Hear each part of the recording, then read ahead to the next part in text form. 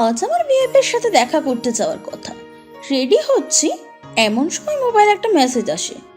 আজকে তোমার বিএফ ওর বন্ধুদের মিলে তোমাকে গণধর্ষণ করতে যাচ্ছে, তুমি সেখানে যেও না, আর গেলেও সেফটি নিয়ে যেও। ইতি অচেনা। মেসেজটা পড়ে আমার মেজাজ 360 ডিগ্রি ঘুরে গেল। মানে কি হচ্ছে এসব? যেই নাম্বার থেকে মেসেজ আসছে সেই নাম্বারে ফোন দিলাম, নাম্বার বন্ধ। মাথায় আসছে না যে কি করব। যদি কথাটা সত্যি হয় তখন 4 বছরের রিলেশন আমার আর ফারানের, কিন্তু এখনো পর্যন্ত ওর ব্যবহারে এমন কিছু প্রকাশ পায়নি। আজকে আমাকে ওরা গণধর্ষণ করতে যাবে? না, এটা হতে পারে না। এদিকে ফারান ফোন দিয়ে খুব জলদি যেতে বলছে তার বন্ধু সিয়ামের ফ্ল্যাটে। আজ নাকি ওর বন্ধু আরিয়ানের জন্মদিন, সবার গার্লফ্রেন্ড আসবে, তাই আমাকেও যেতে বলেছে। আমি রাস্তায় বের হতেই কেন যেন যেতে ইচ্ছা হচ্ছে না, তবুও ফারানের এমন চাপে যেতেই হবে, না হলে ওর আবার সেই রাগ কি না কি করে ফেলবে জানা নেই। তবু আমি অহনাকে ফোন দিই, অহনার আমি একসাথে যাব। আমি অহনার জন্য অপেক্ষা করতেছি আর ফারান ফোনের উপর ফোন দিয়েই যাচ্ছে। মানছি না কোনো মতে, হয়তো বা বেশি জরুরি তাই এমন করছি ও। যাই হোক, আমি দাঁড়িয়ে আছি, এমন সময় অহনা এসে ডাক দিল। ওর ডাকেই ভাবনার জগৎ থেকে ফিরলাম।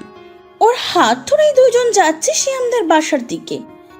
বাসার কাছে গেলাম, তখন মনে হলো আরিয়ান এত বড়লোক বাবার ছেলে, ওর জন্মদিনের পার্টি কি এভাবে হবে, মানে সিয়ামদের বাসায়। তবুও আবার নিজেকে সান্ত্বনা দিলাম যে হয়তো এইবার বন্ধুদের সাথে আলাদাভাবে করতেছে। আমি সিঁড়ি দিয়ে উপরের দিকে উঠছি, কিন্তু কোনো আওয়াজ শোনা যাচ্ছে না।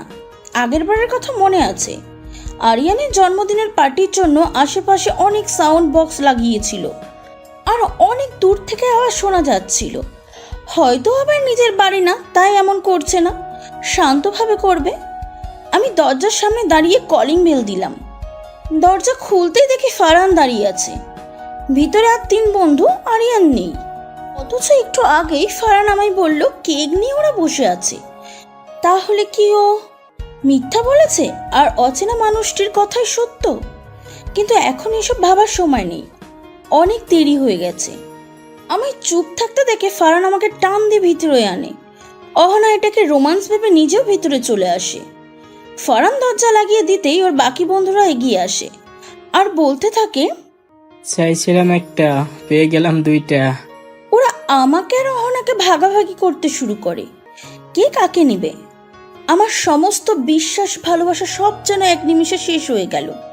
আমি ফারহানের দিকে তাকালাম, সে তাচ্ছিলের হাসি দিয়ে বলল, বন্ধুরা তোমায় খাইতে চাইছে, আগে বন্ধু পরে সব। আমি শক হয়ে গেলাম। তারা হিংস্র হায়নার মতন আমার আর অহনার দিকে এগিয়ে আসছে। অহনা কেঁদে শেষ, কিন্তু আমি এখনো সফট। রিয়াকশন কি দেব? একজন অহনাকে নিয়ে অন্য রুমে ঢুকে গেছে, আর একজন আমার কোলে নিয়ে তুলে খাটে ছুঁড়ে ফেললো। মাথায় আঘাত লাগলো, কিন্তু ব্যথা পাইনি, কারণ এর থেকে বড় আঘাত মনে লাগছে। এখন মনে হচ্ছে যদি অচেনা সেই মানুষটার কথা শুনতাম তাহলে হয়তো আজ বেঁচে যাই, আমি আর অহনা। এখন একটাই দোয়া মন থেকে আসছে, ইস যদি সেই মানুষটা আমায় বাঁচাতে আসতো। যাকে আমি জীবনের থেকে বেশি ভালোবাসলাম সেই মানুষটাই আমাকে আর আমার বান্ধবীকে নিজের বন্ধু সহ ধর্ষণ করতে চাচ্ছে। আমার জন্য কষ্ট লাগলেও নিজের বান্ধবীটার জন্য বেশি কষ্ট লাগছে। বেচারিটা আমার সাথে এসে এমন বিপদে পড়লো, আমি কি করব বুঝতে পারছি না। এমন সময় জান্নার গ্লাসে তাকাতেই দেখি কেউ লিখে রেখেছে, কোনো মতে নাকে হাত দাও। বড় করে লেখা এটা। ছেলেটা আমার জামায় হাত দিয়েছে, মানে খুলেই ফেলবে। তবুও মনে মনে বললাম এবার যাই হোক একে বিশ্বাস করবই। আমি নাকে হাত দিলাম, এমন সময় দেখি ছেলেটা আমার জামায় হাত দিয়ে হাসছে। এতে আমি চমকাইনি, চমকিয়েছি তখন যখন আমি দেখি যে ছেলেটি হাসতে হাসতে কাঁদছে। সে চাচ্ছে হাসি থামাতে কিন্তু পারছে না। এমন সময় আমি বুঝলাম আমারও হাসি পাচ্ছে। আমি হেসে দিয়েছি, না চাইতেও হাসছি আমি। সে হাসতে হাসতে বাইরে বের হয়ে এলাম। আমিও উঠে অন্য ঠিক করলাম। এদিকে দেখি অহনাও হাসতে হাসতে আমার এখানে আসছে। আমি কিছুই বুঝতেছি না। হঠাৎ দরজায় জোরে লাথির আওয়াজ পড়ল। দরজার বাইরে পুলিশ। তারা এসে চার বন্ধুকে ধরে ফেলে আর আমাদের হাতে একটা ইনহেলার দেয় এবং আমাদের নিতে বলে। আমরা সেটা নিতেই আমাদের হাসি থেমে যায়। এদিক দিয়ে ফারানও তার বন্ধু হেসেই যাচ্ছে। পুলিশ তাদের ধরে নিয়ে যায়। আমি আর অহনা বাইরে যাই। অহনা আমাকে ধরে কেঁদে দেয়। আমি তার কাছে কি বলে মাপ চাইবো বুঝতে পারছি না। আমি তার মাপ চাইলাম, সে এখনো কাঁদছে। এমন সময় আমার মোবাইলে একটা মেসেজ আসে। অচেনা হলেও খারাপ না, সঙ্গে থাকলে আমি, বিপদ তোমায় ছুবে না। মেসেজটা পাঠানোর সাথে সাথেই তাকে কল দিই আমি, কিন্তু ফোন বন্ধ। এত জলদি মানুষ কিভাবে কাজ করতে পারে? যাই হোক, আমি এত কিছু না ভেবে অটোতে উঠলাম। বাসায় এসে শাওয়ার নিয়ে বিছানায় শুলাম। এমন সময় আমার নাম্বারে একটা কল আসে। ফোন রিসিভ করি আমি। হাই আয়েশা। হ্যালো। আয়েশা, আমি আয়ান। কোন আয়না? আয়েশা, আমরা কলেজে একই ক্লাসে ছিলাম। আমার তো মনে পড়তেছে না। আরে আয়েশা, তুমি কিভাবে ভুলে যেতে পারো আমাকে? আচ্ছা, আপনি মনে করেন, আমিও চেষ্টা করছি। আচ্ছা, তোমার মনে আছে তুমি স্টেজে অনুষ্ঠান পরিচালনা করতে, হ্যাঁ। আর আমি দ্বিতীয় সিটে বসে তোমায় দেখতাম? না, এটা তো মনে পড়তেছে না। আয়েশা, তুমি তোমার যে কোনো বন্ধুকে আমার ব্যাপারে জিজ্ঞাসা করো, তারা বলে দিতে পারবে। আচ্ছা, আমি জিজ্ঞাসা করবনি। হুম। তার ফোনের সাইড থেকে গিটারের একটা টিউন শোনা যাচ্ছে। এই টিউনটা আমার খুব চেনা লাগছে। মনে হচ্ছে এই টিউনটা আমি অনেক আগে থেকেই চিনি। আচ্ছা, গিটারের এই টিউনটা আমি শুনেছি এর আগেও। আচ্ছা আয়েশা, এই গানটা মনে পড়ে নাকি? দেখো তো। কোন গান? আমি বাতাস হয়ে আসবো গো তোমার কল্পনাতে, তুমি অশ্রু চলে সিক্ত হয়ে আসবে মোহনাতে, আমি তোমার জন্য কাঁদব গো তোমার জন্য হাসব, তবু থাকবে তুমি থাকবে ওগো আমার অন্তরালে। স্টপ! এই গানটাও আমার খুব চেনা। আপনি এটা কিভাবে জানলেন? আমি বলছি তো আয়েশা, আমি সেই মানুষ যাকে তুমি চেনো, যাকে তুমি বোঝো। না, আমার মনে পড়ছে না, বললাম না। প্লিজ আপনি আমায় বলুন, আপনি আসলে কে? জানবে আয়েশা, সময় হলে ঠিকই জানবে। আয়েশার ফোন কেটে যায়। এমন সময় অচেনা সেই মানুষটির নাম্বার থেকে আয়েশার ফোনে মেসেজ আসে। দেখা করবা? আয়েশা খুশি হয়ে যায়। যেই মানুষটা তার জীবন বাঁচালো, সেই মানুষটার সাথে তার দেখা করা তো উচিত। আয়েশা হ্যাঁ বলে দেয়। আচ্ছা, তাহলে আজ রাত 12টায় কবরস্থানের সামনে দাঁড়াবে। আর বিশ্বাস করতেই পারো, কোনো ক্ষতি হবে না তোমার। আয়েশা ঘাবড়ে যায়। রাত 12টায়, তাও আবার কবরস্থানের সামনে, কিভাবে সম্ভব? আয়েশা অনেক চিন্তা ভাবনা করতেছে কি করবে, কিন্তু তবুও সে পুরোপুরি শিওর হতে পারতেছে না। আয়েশার ভয় করছে, কিন্তু যেতে ইচ্ছে হচ্ছে। সে অনেক চিন্তা করে যাওয়ার সিদ্ধান্ত নেয়। রাত 11:55। আয়েশা যত কবরের দিকে যাচ্ছে তার তত ভয় করছে। আয়েশা পা কাঁপছে, শরীর ঠান্ডা হয়ে আসছে ভয়ে। কি হতে যাচ্ছে সে নিজেও জানে না। রাত 12টা, কবরস্থানে একা দাঁড়িয়ে আছি আমি। ভয়ে যেন সারা শরীরের লোম দাঁড়িয়ে আছে আমার। কে আসতে চাচ্ছে, কি হতে চাচ্ছে কিছুই জানি না। কে হতে পারে সে? আর সবচেয়ে বড় কথা, আমি আবার কোনো বিপদে পড়বো না তো? এমন সময় হঠাৎ পিছন থেকে হাত পড়ে আমার কাঁধে। আমি 2 সেকেন্ড অপেক্ষা করে পিছনে তাকাই। তাকাতেই যেন আমি উড়ান পাখি উড়ে যাই। আমি আ করে চেঁচিয়ে উঠি, 10 পা পিছিয়ে যাই আর গোগাতে থাকি। এমন সময় সামনে থাকা লোকটা আমার হাত ধরে। চল তুই বাড়ি চল আগে, পরে তোকে দেখাচ্ছি মজা। তোর এত সাহস হয়ে গেছে যে তুই রাত 12টা বাজে একা একা কবরস্থানে এসে পড়িস? সে আমার হাত ধরে টেনে টেনে বাড়ি নিয়ে এলো।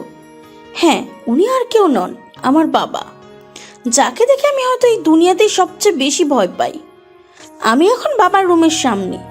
কি করব, কি বলবো কিছুই বুঝতে পারতেছি না।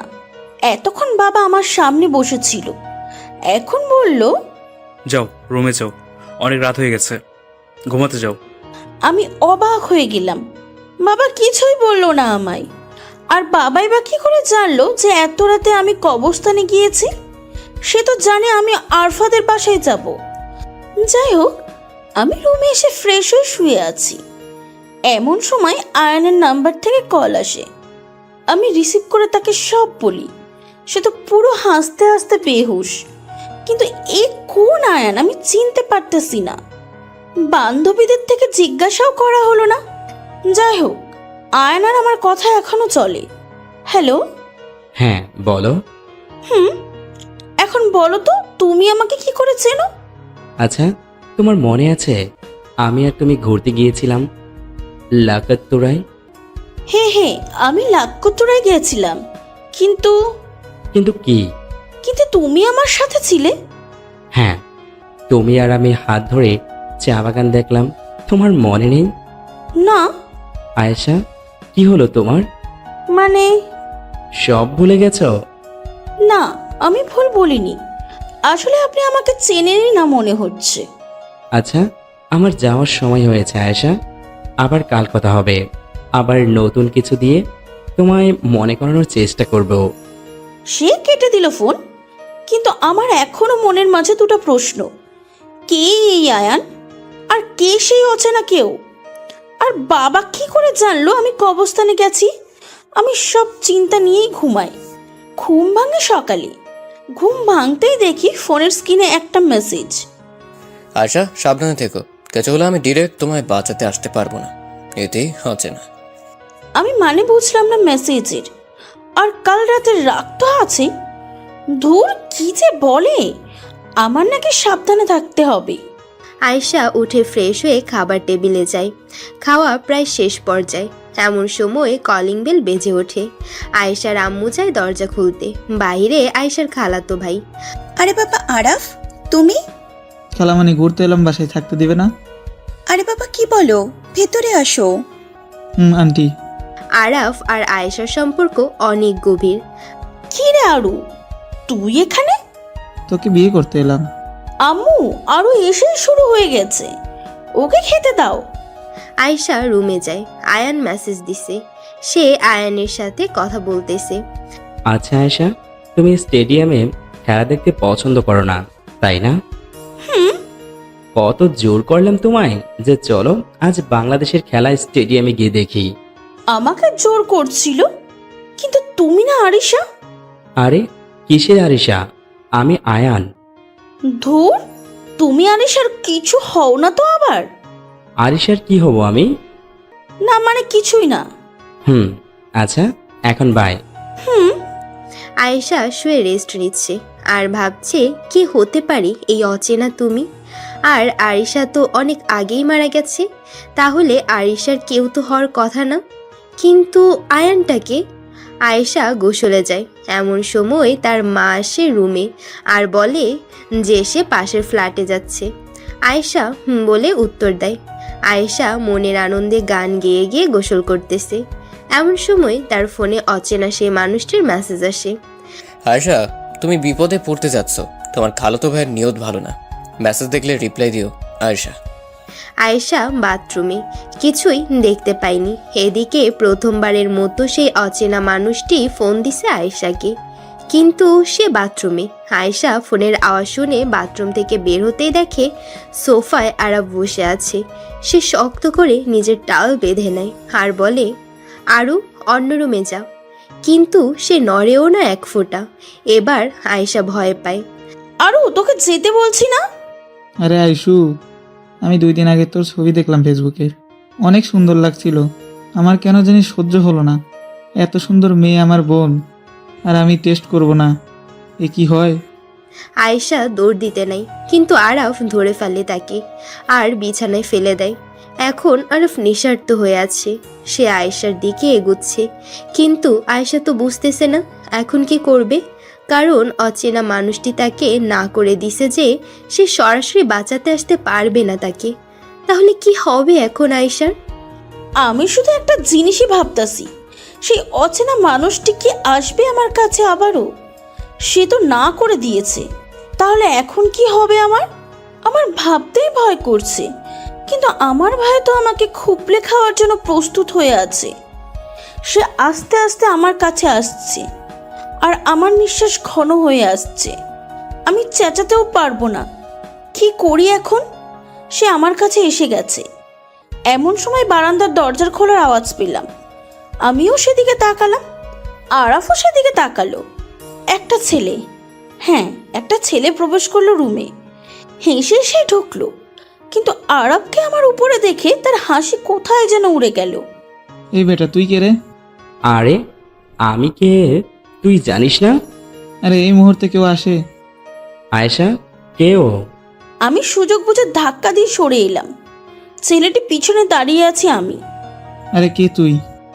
ওকে, so let's introduce the most entertaining character of the story, Ayaan. Ayaan নামটা শুনেই আমার অন্তর কেঁপে উঠল। এই তাহলে সেই আয়ান। আবে তুই কোন আয়ান? আয়ান আর কিছু বলল না, চুপচাপ আরাপের কাছে গেল। আরাপ আয়ানকে মারতে আসে, আর আয়ান সাথে সাথে ওর হাত ধরে ফেলে। একটা মেয়ের সাথে জোরাজুরি করতে খারাপ লাগে না? সাহস বেশি হয়ে গেছে তাই না? আয়েশা, যাও জুতা নিয়ে এসো তোমার। আমি দাঁড়িয়ে আছি, সে আমায় দাঁড়িয়ে থাকতে দেখে জোরে একটা ধমক দেয়।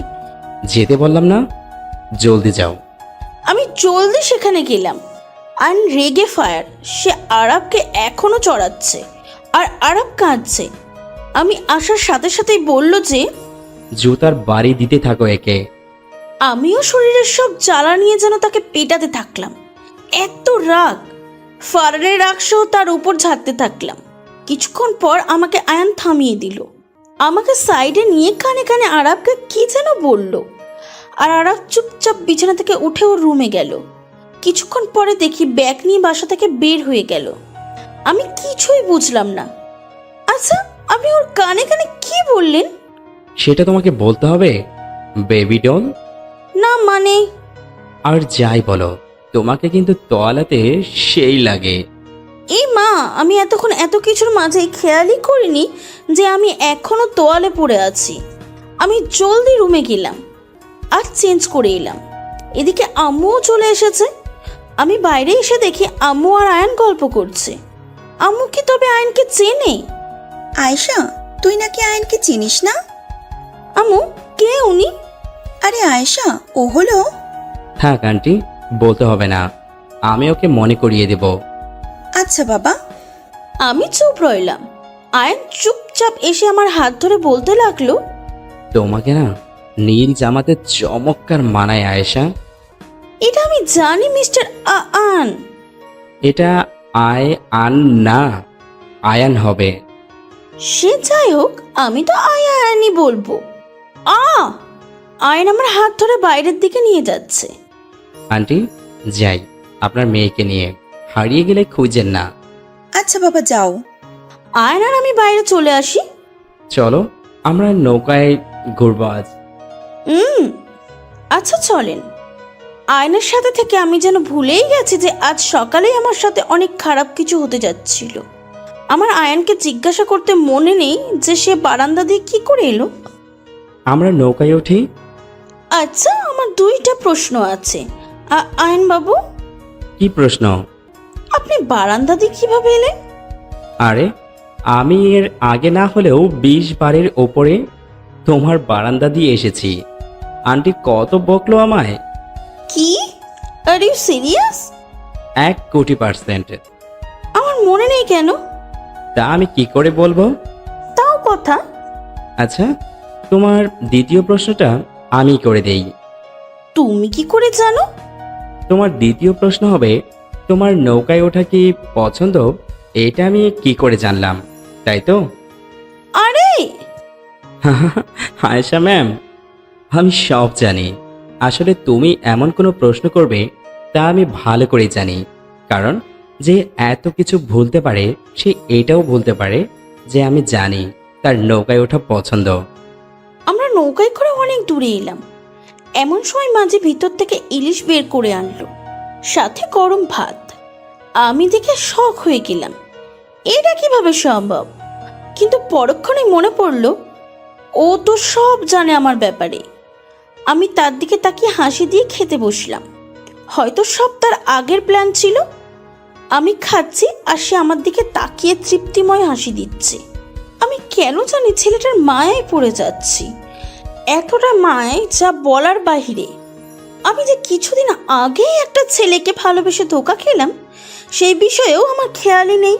আমি খেয়ে তার সাথে বসে গল্প করছি, সে খায়নি।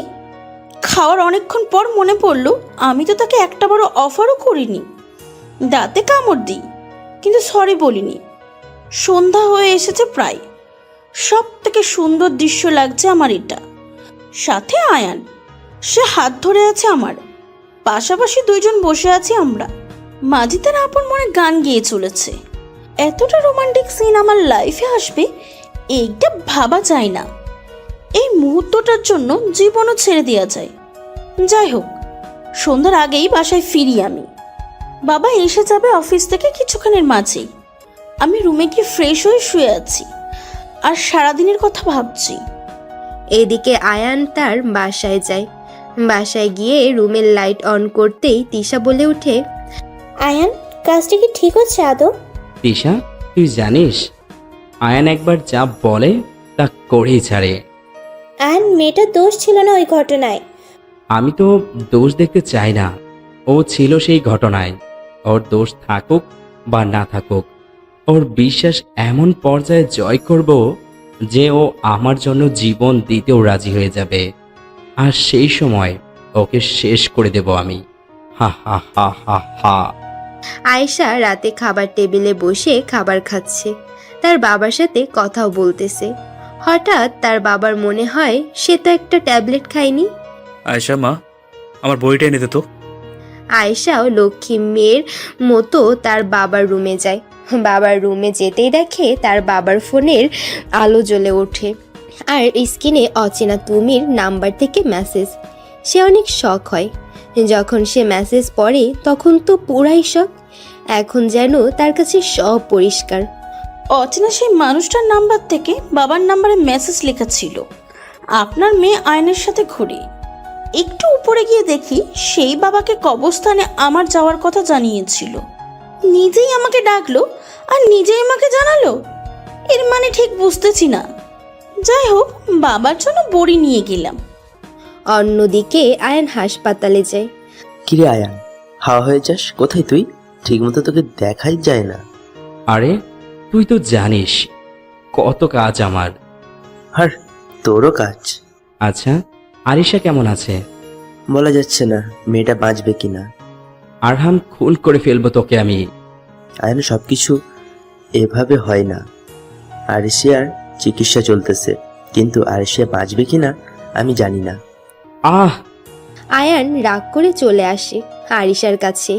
আরিশাকে দেখতেই যেন আয়ানের সব রাগ চলে যায়। কত নিষ্পাপ লাগছে মেয়েটাকে, কতই না ভালোবাসা ছিল তাদের মাঝে। আজ এই আয়েশার জন্যই সব শেষ হয়ে গেল। আয়েশা তো বেঁচেই গেল, আরিশার আজ এই অবস্থা। এমন সময় রুমে তিশা প্রবেশ করে। আয়ান, তুই আরিশার এই অবস্থার জন্য কেন আয়েশাকে বারবার দায়ী করতেছিস? দায়ী করতেছি না আমি তিশা, দোষ আয়েশারই। না আয়ান, সেটা শুধু একটা অ্যাক্সিডেন্ট ছিল, জাস্ট অ্যাক্সিডেন্ট। না তিশা, আজ আমার আরিশার এই অবস্থার জন্য শুধু আয়েশা দায়ী। আর আয়েশার আমি এমন অবস্থা করব না, কিন্তু তার আগে ওর বিশ্বাসটা অর্জন করতে হবে আমায় কড়াভাবে। তারপর আমি ও তার এই অবস্থাই করব, যেমনটা আজ আমার আরিশার হয়েছে। আগে বিয়ে করব আয়েশাকে, তারপর ওর জীবনটাকে তিলে তিলে বিষিয়ে দেব আমি। কিন্তু এর মধ্যে আরিশা যদি ভালো হয়ে যায় তখন? তখন আর কি, এই আয়েশা নামে মেয়েটাকে শেষ করে দেব। আয়ান, তুই এতটা নিচে নামতে পারতেছিস? আরিশা আমার অক্সিজেন তিশা, আর অক্সিজেন ছাড়া একটা মানুষ কিভাবে বাঁচে? আমি মারা গেছি, শুধু বেঁচে আছে জিন্দা লাশ হয়ে। আর এই লাশ নিজের জিদের আগুনে যে কাউকে জ্বালিয়ে পুড়িয়ে ছারখার করে দিতে পারে। আয়ান রাগে বেরিয়ে যাচ্ছে। যাওয়ার আগে আরহামকে শুধু জিজ্ঞেস করলো, আরহাম, আরিশার ঠিক হওয়ার সম্ভাবনা কত পার্সেন্ট? মাত্র 5%। সমস্যা নাই আরহাম, ঠিক হয়ে যাবে ও। ততক্ষণ না হয় আমি আমার কাজটা শেষ করে ফেলি। কি কাজ আয়ান? সেটা তোর জানতে হবে না আরহাম। পৈশাচিক এক হাসি দিয়ে বেরিয়ে এলো আয়ান। আয়ান আয়েশার সাথে কি করতে যাচ্ছে সবাই জানি, কিন্তু কতটা টর্চার আয়েশার কপালে আছে কেউ জানে না। রাতে আয়েশা শুয়ে আছে, ঘুমাচ্ছে সে, কিন্তু কেন জানি আজ আয়েশার একটু ভয় ভয় লাগছে। সে না চাইতেও ভয় তাকে গ্রাস করে নিতেছে। সে স্বপ্নে দেখতেছে অনেক লোক একসাথে তাকে মারতে আসছে, কিন্তু কেউ তাকে মারতে পারতেছে না। কালো এক ছায়া তার হয়ে যুদ্ধ করতেছে। কিন্তু হঠাৎই সেখানে আয়ান এলো। আয়ানকে দেখে কালো ছায়াটাও ভয় পেয়ে গেল। আয়ান হাসছে কেমন করে। হঠাৎ আয়েশার চোখ খুলে যায়। সে উপরের দিকে তাকাতেই দেখে ফ্যানে একটা লাশ ঝুলছে, আর সেই লাশটা আর কারো নয়, আয়েশার নিজের। আয়েশার গায়ে লোম দাঁড়িয়ে যায়। সে বুঝতে পারতেছে না কি করবে সে গোঙাতে থাকে। লাশটি তার দিকে তাকিয়ে হাসছে। সে যেন ভয়ে নিস্তেজ হয়ে যাচ্ছে। হঠাৎ বারান্দার দরজা খুলে যায়। আয়ান এসেছে। উপরে তাকাতে দেখে লাশটি নেই। আয়েশা দৌড়ে গিয়ে আয়ানকে জড়িয়ে ধরে আর কাঁদতে থাকে। আয়ানও আয়েশাকে জড়িয়ে ধরে আর জিজ্ঞেস করে যে কি হয়েছে। আয়েশা সব বলে তাকে। আরে পাগলি, ওসব স্বপ্ন ছিল তোমার। না, আমি দেখেছি সে আমার দিকে তাকিয়ে হাসছিল। আমি বললাম না স্বপ্ন ছিল সেটা। আয়েশা আয়ানের কথায় চুপ হয়। আয়ান আয়েশাকে নিয়ে খাটে বসে আর আয়েশার চুলে বিলি কেটে দিতে থাকে।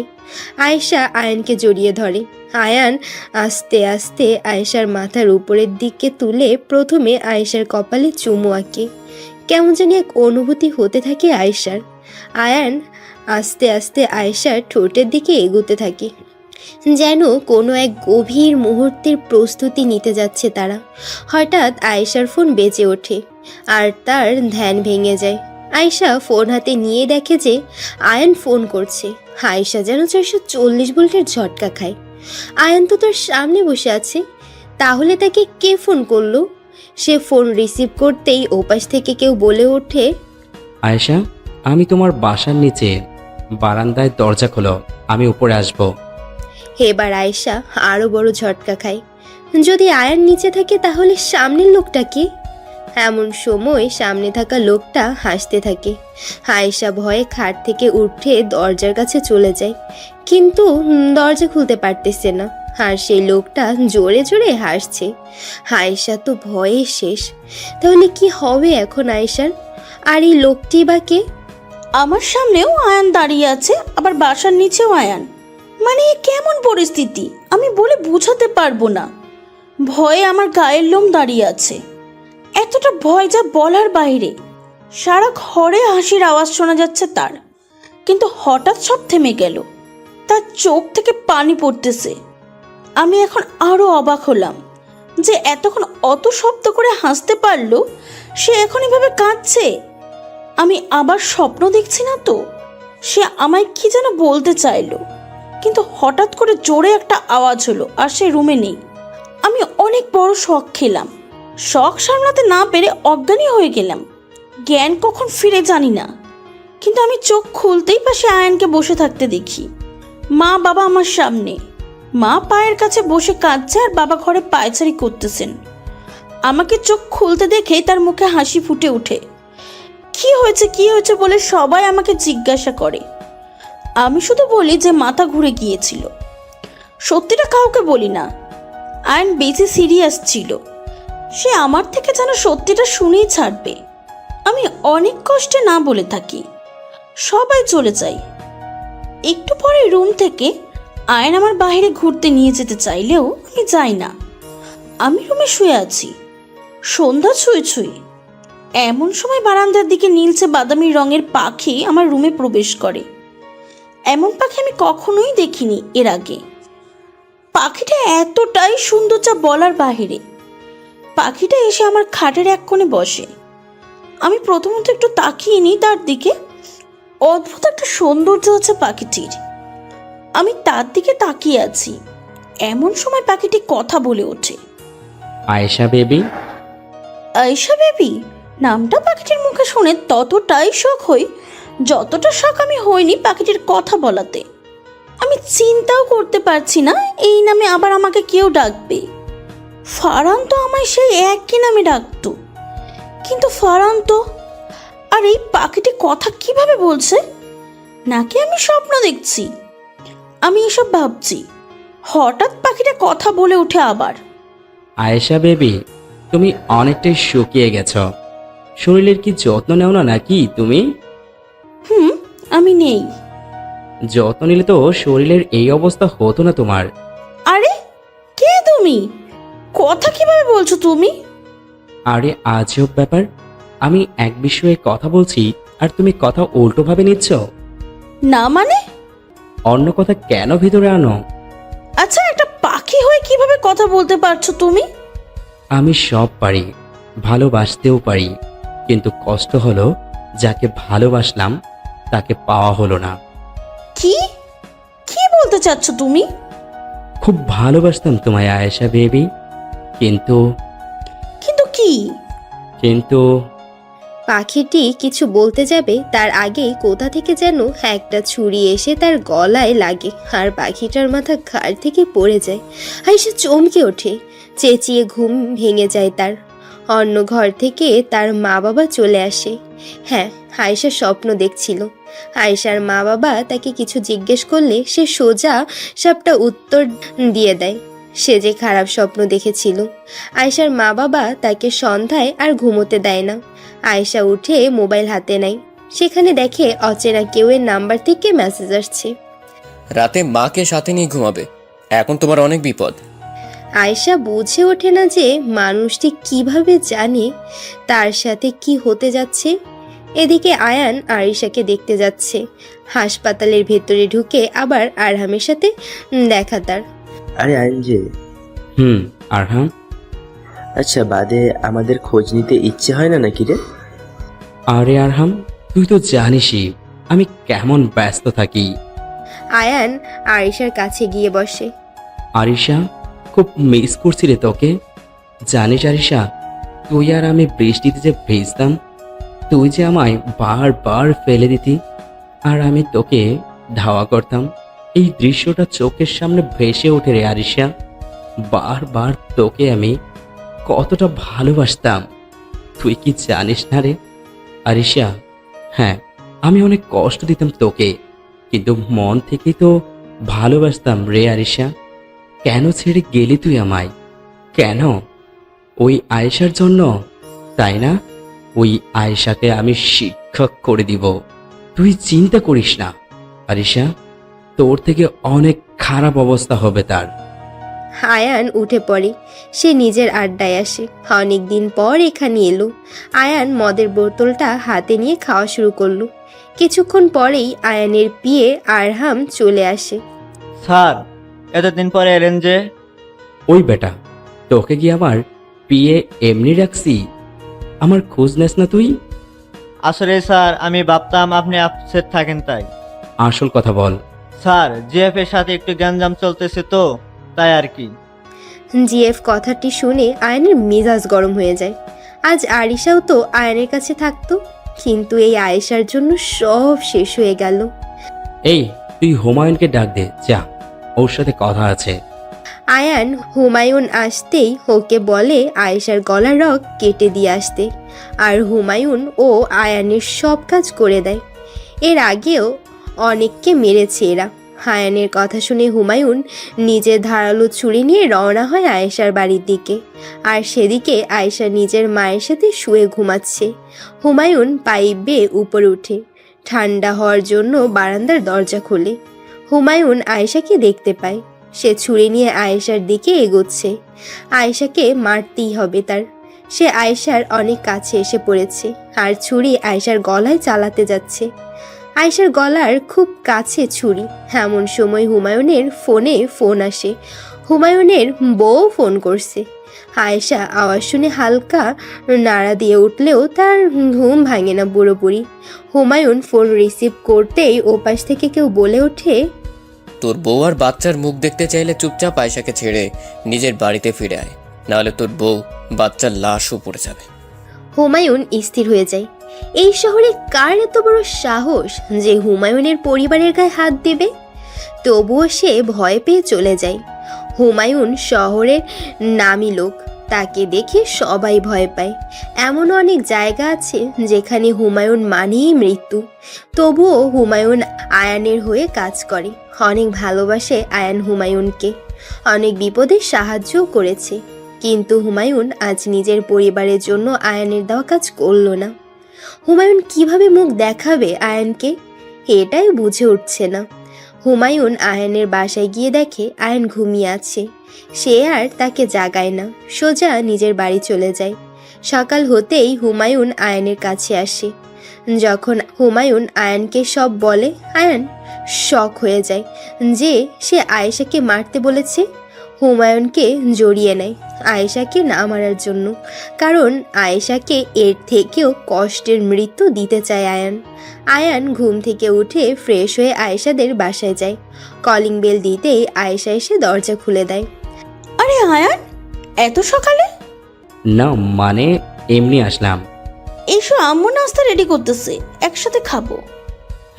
চলো। আয়েশার বাবা সকালে মিটিংয়ের জন্য বাইরে গিয়েছে।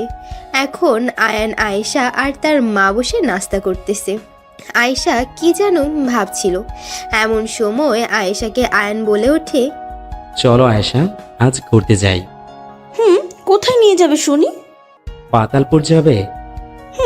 যাওয়া যায়, কিন্তু এটা কোথায় পাওয়া যাবে শুনি? কেন, তোমার ভিতরে?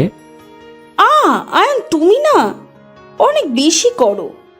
আয়ান হেসে দেয়। একটু পরে আয়েশা রেডি হয়ে আসে। আজ নীল শাড়ি পরেছে আয়েশা, দেখে মনে হচ্ছে একদম যেন আকাশ থেকে পরি নেমে এসেছে। আয়ান আয়েশার হাত ধরে বসা থেকে বের হয়। তারা একটা রিক্সাতে উঠে চলতে থাকে। আচ্ছা আয়েশা, রিক্সাতে একটা ভয় পাওয়ার জিনিস আছে, জানো কি? রিক্সাতে ভয়? হ্যাঁ। এটা আবার কিভাবে? এই দেখো, তুমি যদি পড়ে যাও বা তোমার কোনো গাড়ি যদি এসে মেরে দেয়, বাঁচার সম্ভাবনা 5% থাকবে মাত্র। আমি বুঝিনি কিছু আয়ান। আরে এমনি বললাম। এমনি এমনি কেউ কিছু বলে না। বুদ্ধিমানের জন্যই ইশারায় যথেষ্ট আয়েশা। আমি বুদ্ধিমান না, তো বুদ্ধিমতী। আয়েশা আর আয়ান পার্কে গিয়ে বসে। এমন সময় একটা গান বাজতে থাকে আশেপাশে। গানের সুরটা খুব চেনা লাগছে আয়েশার। সে বুঝতে পারছে না সুরটা কেন তার চেনা লাগছে, কিন্তু চেনা লাগছে খুব। সে দৌড়ে যায়, সেখানে গিয়ে দেখে একটা ছেলে গান গাইছে। গানের দিকে তার তেমন খেয়াল নেই, কিন্তু সুরের দিকে আছে। সুরটা তার চেনা লাগছে। এমন সময় আয়ান এসে তার ঘাড়ে হাত দিল। সে চমকে ওঠে। আয়ানের দিকে ভালো করে তাকাতেই দেখে তার চোখ লাল। আয়ান, তোমার চোখ লাল কিভাবে? আরে পোকা পড়েছিল। ও আয়েশা, তুমি জানতে চাও না যে আমি কে? হে, আর কিভাবে সবাই তোমায় চেনে কিন্তু আমি না? ওকে, চলো আমার সাথে। কোথায়? আজকে আমার বাসায় নিয়ে যাব তোমায়। আচ্ছা। আয়েশা অন্ধের মতো বিশ্বাস করে ফেলে আয়ানকে। সে আয়ানের সাথে আয়ানের বাসায় যাচ্ছে।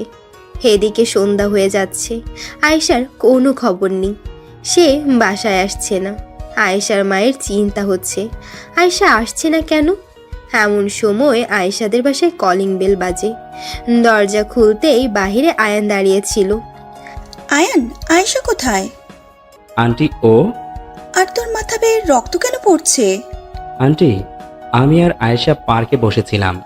হঠাৎ আয়েশা উঠে কোথায় যেন দৌড় দেয়। আমি তার পিছনে যেতে যাব, তার আগেই কে যেন এসে আমার মাথায় বাড়ি দেয়। আমি অজ্ঞান হয়ে যাই। চোখ খুলতেই দেখি আমি নদীর ধারে পড়ে আছি। আমি কিছু না ভেবে সোজা চলে এলাম এখানে। আন্টি, আয়েশা কি বাসায় আসেনি? না তো বাবা। তাহলে সে গেল কোথায়? আয়ানের মাথায় বাড়ি দিয়ে কে যেন আয়েশাকে তুলে নিয়ে গেছে। এই খবর আয়েশার মার কাছে যখন আসলো, তখন সে ভয় পেয়ে গেল। এটা কি করে সম্ভব? আয়েশার সাথে কার এত শত্রুতা থাকতে পারে? কিন্তু এটা দেখার আগেই তার খেয়াল হয় আয়ানের মাথা থেকে তো রক্ত পড়তেছে। সে জলদি করে আয়ানকে হাসপাতালে নিয়ে যায়। আয়ানের মাথা থেকে অনবরত রক্ত পড়তেই আছে। তাকে ভর্তি করে রক্ত পড়া থামানো হয়। শরীর থেকে অনেক ব্লাড লস হয়। এখন তার সুস্থ হতে অনেকক্ষণ বা কতদিন লাগবে জানা নেই। আয়নের পাশেই বসে আছেন আয়েশার মা। আয়েশার বাবা কেউ ফোন করে জানায় আয়েশার মা। আয়েশার বাবা আয়েশার নিখোঁজ হওয়ার খবর শুনে শক হয়ে যায়। অন্যদিকে আয়েশা আয়ন নামক আরেক লোকের সাথে এখন তার বাসায় ঢুকতেই সে চারদিকে বিভিন্ন রকমের ছবি টানানো দেখতে পায়। চারদিকে দুইটা একই ছেলের ছবি, তারা যমজ, কিন্তু ছোট ছেলের ছবি এটা তাদের। আচ্ছা, এই ছবিগুলো কার? চিনবে না তুমি আয়েশা, কারণ তোমার তো মেমোরি লস হয়েছে। আমার মেমোরি লস মানে? কাহিনী শুনতে চাও তবে তুমি আয়েশা? কিসের কাহিনী? তোমার সিলেটের সেই ঘটনা মনে নেই আয়েশা, যেই দিন তুমি আর আরিশা একসাথে আসছিলে আর আসার সময় তোমার গাড়িতে টক্কর দেয়? হ্যাঁ, আমার মনে আছে। আয়েশা, মজার ব্যাপার কি জানো? তোমার সব মনে আছে, শুধু আয়ান, ফারহান আর আমার প্ল্যানিং এর কথা মনে নেই আয়েশা। প্ল্যানিং মানে? কিসের প্ল্যানিং? আয়েশা ডার্লিং, সেই দিন তোমাদের অ্যাক্সিডেন্ট হয়নি, আমি করাইছিলাম। কি? আপনি? আর আপনি আয়েন না? হ্যাঁ আয়েশা, তুমি এখনো বোঝনি যে আমি আয়ান না। কি চান আপনি? আমাদের অ্যাক্সিডেন্টই বা আপনি কেন করিয়েছিলেন? I am the most disgusting character in the story আয়াত মুস্তাফিজ জিহান। আয়েন আর আপনি যমজ ভাই? আর ছবিটি আপনাদের? হ্যাঁ, এই ছবিগুলো আমাদের। আপনি কেন করালেন এত সব? এগুলো পরে যেন, তার আগে বলো তোমার অচেনা কেউ মানুষটি কে? আমিও তো তাই জানতে চাই, অচেনা সেই মানুষটি কে? আলিফা জান্নাত আয়েশা, সেই মানুষটি আর কেউই নয়, আমি নিজে। তুমি সব বুঝো, কিন্তু এইটুকুনি বোঝো না, তোমার কানের দুলগুলো অনেক সুন্দর হয়, যেই দোকান থেকে কেনো অনেক সহজে তোমার পছন্দ হয়ে যায় সেখান থেকে, তাই না? আরে সেই সব আমার দেওয়া, যাতে মাইক্রোফোন লাগানো। এর মানে তুমি যা শোনো আমিও তাই শুনি। ইনফ্যাক্ট তোমার পরিবারের সবার কথা আমি শুনি, তাই সহজেই তোমায় আমি ফলো করতে পারছি।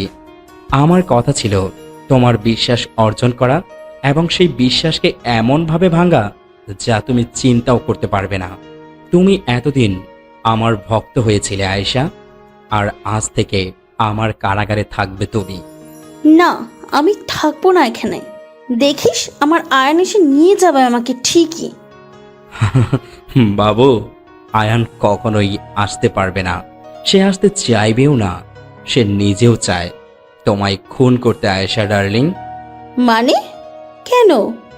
সেই দিন সিলেটে খেলা হচ্ছিল, আয়ান খেলা দেখার জন্য তোমায় আর আরিশাকে জোর করতেছিল, কিন্তু তোমার আর কি যেন একটা জরুরি কাজ ছিল, যার ফলে তুমি চলে আসতে চাইছিলে, কিন্তু আয়েশা কোনো মতেই তোমায় একা আসতে দিবে না, তাই সেও তোমার সাথে আসতে লাগলো।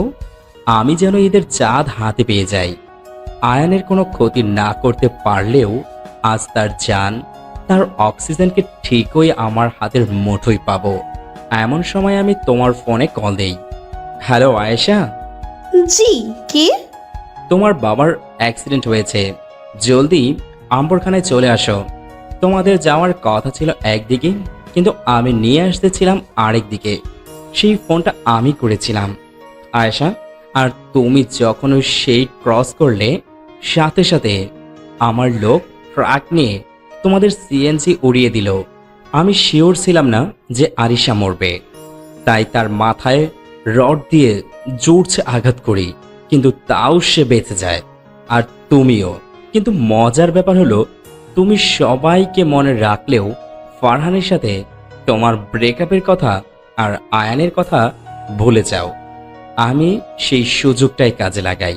ফারহান তোমার ভুলে যাওয়ার সুযোগ নিয়ে আবার সব ভালোভাবে ঠিক করে আর তোমার গণধর্ষণের চেষ্টা করে, কিন্তু আমি তোমায় বাঁচাই, কারণ এর থেকেও বড় শক তোমায় আমি দিব।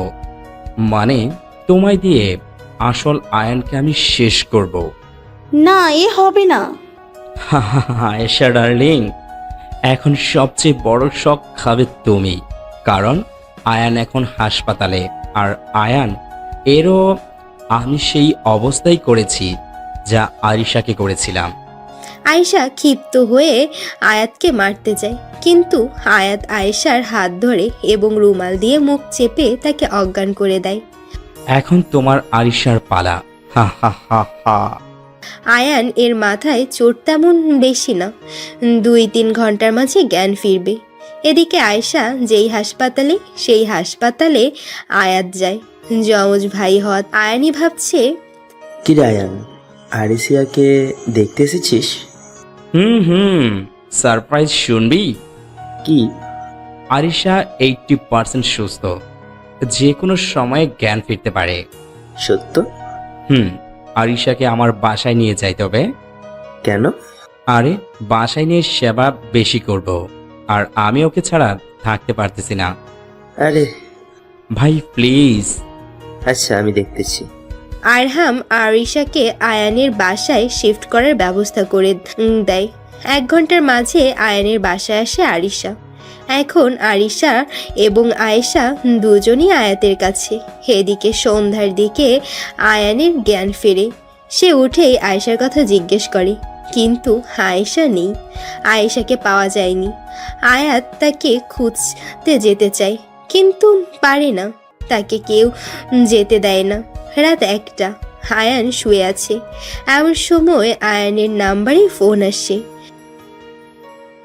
হাই আয়ান বাবু। কে? ভুলে গেছিস আমায় ভাইটুস? আয়াত তুই? হ্যাঁ আমি। তুই এখনো বেঁচে আছিস? হ্যাঁ, আমি এখনো বেঁচে আছি। আর সবচেয়ে বড় কথা কি জানিস? তোর আরিশা আর নির্দোষ আয়েশা এখন আমার কাছে। কি? আয়াত, তোরে আমি খুন করব কিন্তু। আগে তোর আয়েশা আর আরিশাকে তো বাঁচা। একজন তো বাসায়, একজন আমার কাছে। আরিশার পাশের লোক রাখা আছে। 1 ঘন্টায় আরিশার পাশের লোক তার অক্সিজেনের লাইন কেটে দেবে। আর অন্যদিকে আয়েশার কাছে কিছু ছেলে আছে যারা 1 ঘন্টা পর থেকে আয়েশার সম্মান লুটতে শুরু করবে। তুই এখন কাকে বাঁচাবি আয়ান? সবচেয়ে মজার কথা হলো আরিশা এখনো 80% সুস্থ, যে কোনো সময় জ্ঞান ফিরতে পারে। তাহলে এখন তুই কি করবি আয়ান? কাকে বাঁচাবি? ঠিকই তো, আয়ান এখন কাকে বাঁচাবে? আয়েশাকে নাকি আরিশা? আয়েশা আয়ানের জন্য বিপদে পড়েছে, আর আরিশা তার ভালোবাসা। তাহলে কি করবে এখন আয়ান? আয়ানের হাত 2টা অপশন, হয় তাকে আরিশাকে চুজ করতে হবে, না হলে আয়েশাকে। একদিকে কাজ করছে তার ভালোবাসা, আর একদিকে কতদিন ধরে একটা মেয়েকে ভুল বুঝে তাকে কষ্ট দেওয়ার সহানুভূতি। কোন দিকে যাবে সে কিছুই বুঝতেছে না। এমন সময় তার মনে হলো, আয়াত কেন তাকে ব্লক দিবে? সে তো সারা জীবনই চেয়েছিল আমায় যারা ভালোবাসে তাকে শেষ করে দিতে। এমনকি মা বাবাকেও আয়াতই হত্যা করে, কারণ তারা আমাকে বেশি ভালোবাসতো। এর মানে সে আমাকে যেখানেই নেবে না কেন কোনো ট্রাকে ফেলবে। যে করেই হোক ওকে আটকাতেই হবে। কিন্তু কি করে? আয়ান হাসপাতাল থেকে হয়ে সোজা পুলিশ স্টেশনে আসে। আয়েশার বাবা এসপির সাথে সম্পর্ক ভালো থাকায় এসপি আয়ানকে সাহায্য করতে রাজি হয়ে যায়। আয়ান আয়াতকে ফোন দিবে আর পুলিশ তারে ট্রেস করবে। আয়ান ফোন দেয় আয়াতকে। কিরে আয়ান, কাকে বাঁচাবি ভাই? গার্লফ্রেন্ড নাকি জাস্ট ফ্রেন্ড? ভাই দেখ ভাই, প্লিজ ওদের ছেড়ে দে তুই, প্লিজ। আয়ান, এই তো চেয়েছিলাম আমি যে তুই কষ্ট পা। কষ্টই তো দিতে চাই তোকে আমি। আয়াত, আমি আসলে কিন্তু খারাপ হয়ে যাবে। তো আয় না, আমি অপেক্ষায় আছি। আয়ান ফোন রেখে দেয়। পুলিশ আয়াতের লোকেশন পেয়ে যায়। ওইদিকে আয়াত বসে আছে তাদের নিজের বাসায়। সেখানে আয়েশা, সেখানেই আরিশা। আসলে আয়ানকে সে সম্পূর্ণ ভুল লোকেশন দিয়েছিল। দুই জায়গাতেই লোক ফিট করা। আয়ান গেল তার বেঁচে ফিরতে পারবে না।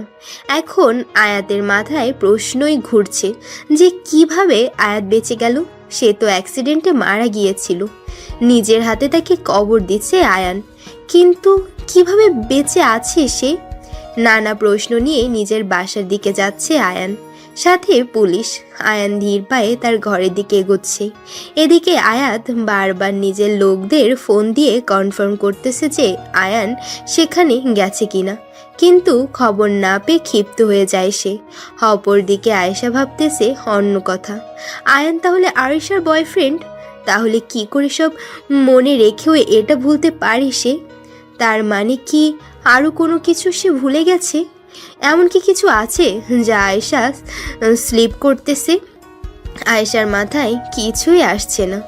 আয়েশা নিজের মাথায় চাপ দিতেছে। এমন সময় সে তার কানের দুলে হাত দিল।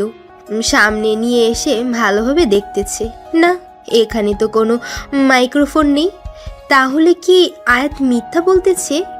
এসব ভাবছে আয়েশা। হঠাৎ সামনে গুলির আওয়াজ। সামনে তাকাতে দেখে আয়াত মাটিতে পড়ে আছে। আয়াতকে গুলি খেতে আর পুলিশ দেখে আয়াত এর বাকি লোকেরাও দৌড় দেওয়া শুরু করে। গুলির আওয়াজ আয়েশার মাথায় একটা আঘাত, মানে একটা শকের মতো লাগে। সে কি যেন মনে করতে পারতেছে। সবাই এসে আরিশা আর আয়েশাকে নিয়ে যাচ্ছে। আরিশার শরীরে স্লাইন আর অক্সিজেনের মাস্ক দেওয়া। আয়ান তাকে নিয়ে হাসপাতালে যাচ্ছে। আয়েশার মা বাবাও আয়েশার সামনে এসে তাকে ধরে কাঁদতে থাকে। এমন সময় আয়েশা তাদের প্রশ্ন করে ওঠে, আচ্ছা মা, আমার হাতে যে মোবাইলটা আছে এটাই কি আমার মোবাইল? মানে? অ্যাক্সিডেন্টের আগেও কি এই মোবাইল আমার হাতে ছিল? না মানে, না, এটা নতুন কিনে দেওয়া হয়। আমার আগের মোবাইলটা কোথায় মা? তো ড্রয়ারে আছে। আয়েশা কোনো কথা না বলে বাসার দিকে দৌড় দিতে নেয়। হঠাৎ তার সামনে একটা ডায়েরি পড়ে, মানে সাইডে ছিল। সে দেখে ফেলে। সে ডায়েরিটা নেয়। সেটা পড়ে চরম শক খায় আয়েশা। না, অচেনা মানুষটি আয়াত না। সে ডায়েরিতে সব প্ল্যান বলে দিয়েছে আয়াতকে, যাতে সে নিজেকে আমার সামনে অচেনা কেউ দাবি করতে পারে। আমাকে কিডন্যাপ করার বুদ্ধিটাও তারই ছিল। এর মানে হলো যে অচেনা মানুষটি অন্য কেউ। আয়েশা জলদি বাসায় গিয়ে ফোন ঠিক করতে দেয়। 2-3 ঘন্টার মধ্যে ফোন ঠিক হবে। আচ্ছা মা, আমার অ্যাক্সিডেন্টের পর আরশিরার এমন অবস্থা হলো, আমি বেঁচে গেলাম কি করে? মানে আমার কিছুই হলো না? আসলে মা, তোরও শরীরের কিছু অংশে সমস্যা হয়েছিল, যা কোথাও পাওয়া যাচ্ছিল না। তোর রক্ত ও নেগেটিভ, তাই তা পাওয়াও যাচ্ছিল না। অনেক রক্ত লাগতো। হঠাৎ কোথা থেকে যেন এক ছেলে এসে তোর যা যা লাগবে সে দিয়ে দিল। ডাক্তার তাকে বলেছিল যে তার মৃত্যুও হতে পারে, তাও সে নাকি ডাক্তারের পায়ে ধরে সব দিয়ে যায়। কিছুদিন পর তার মৃত্যু সংবাদ চলে আসে। আয়েশা যা ভাবছিল তাই। ছেলেটার নাম নীল। অনেক কিছু মনে পড়ে যায় আয়েশার, কারণ তার হাতে এখন তার নিজের ফোন। সেখানে সে নীল নামের ছেলেটির মেসেজগুলো দেখে। ছেলেটি রোজ আয়েশাকে মেসেজ দিত, কিন্তু আয়েশা পাত্তা দিত না। ফারহানের সাথে ব্রেকআপের পর তো আরও পাত্তা দিত না। সে লাস্টে এটাও লিখেছিল, তোমার জন্য জীবন হাজির আমার, চিন্তা করো না তুমি। আয়েশা তাও রিপ্লাই দেয়নি। ছেলেটির শেষ মেসেজ ছিল, আয়েশা, অনেক ভালোবাসি তোমায়। হয়তো আজকের পর তোমায় আর দেখবও না, কিন্তু তোমায় প্রতিদিন বাড়ির সামনে যখন দেখতাম না, কেন যেন মনে হতো আমি নিঃশ্বাস নিতে পারছি না। আর তুমি যারা, আমি নিজেকে কল্পনাও করতে পারি না। কিন্তু আজকের পর আর তোমায় দেখতে পারবো না আয়েশা, পারবো না। কিন্তু একটা জিনিস ভালোই হয়েছে, অন্য কোনো ছেলের সাথে আর তোমাকে দেখতে হবে না আমার, কারণ আমি আর থাকবো না দেখার জন্য। কোনো কারোর সাথে তোমায় দেখা যেন মৃত্যুর থেকেও বেশি ছিল। আজ থেকে আর সেই যন্ত্রণাটা হবে না আমার। জানো আয়েশা, আমি তোমার কেউ না ঠিক, কিন্তু রক্তে মিশে থাকবো আজ থেকে আমি তোমার। ভালোবাসি তোমায় আয়েশা, ভালোবাসি। আর জীবনে কোনো বিপদ তোমায় ছুঁতে দিব না। আমি আয়েশা ছায়ার মতো তোমার কাছেই থাকবো। কখনো আমাকে উপলব্ধি করতে চাইলে চোখ বন্ধ করে থেকো, বাতাস হয়ে তোমায় ছুঁয়ে দিব। মেসেজটা পড়ে আয়েশা কান্নায় ভেঙে পড়ে। যেই ছেলেটাকে সে জীবনেও দেখেনি, সে এত ভালোবাসতো আয়েশাকে, আর তাকেই একটু পাত্তা দিল না। আসলে আমরা এমনই, দাঁত থাকতে দাঁতের মর্যাদা দিতে পারি না। 15 দিন পর, এখন আরিশা সুস্থ,